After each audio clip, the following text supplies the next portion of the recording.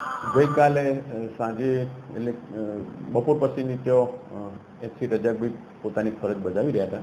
તે દરમિયાન એક મોટર એક્ટિવા નંબર પ્લેટ વગરનું આવતું હોય જેને તેઓએ ઊભું રખાવવાની કોશિશ કરેલી, તો એક્ટિવા ઊભું રાખેલ નહીં અને ફૂડ એટલે ઝડપી સ્પીડ ચલાવી આગળ જતો સ્લીપ ખાઈ અને ભાઈ પડી જતો એને માથાના વાગેલું.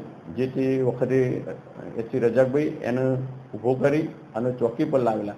તે દરમિયાન એના સગા સંબંધી આવી અને રજાકભાઈને કહે તમે એમ કે જવા દો એક્ટિવા, એ બાબતની ત્યાં રજૂઆત થયેલી. સાચી વાત છે.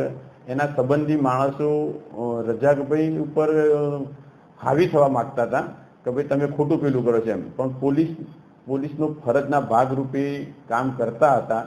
તે કામમાં અડચણરૂપ થઈ અને પોતાનું એક્ટિવા સંબંધીનું ના ડિટેન થાય એ અનુસંધાને બીજા માણસો ભેગા થઈ ગયેલા.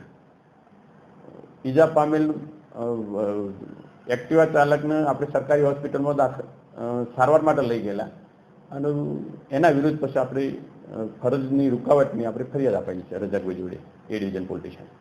હોય એક્ટિવા બેલેન્સ ગુમાવી દીધું, એના અનુસંધાને ભેટકાયેલો. પણ પબ્લિકને એવું લાગ્યું કે ભાઈ પોલીસે એના પર એસોટ કર્યો છે.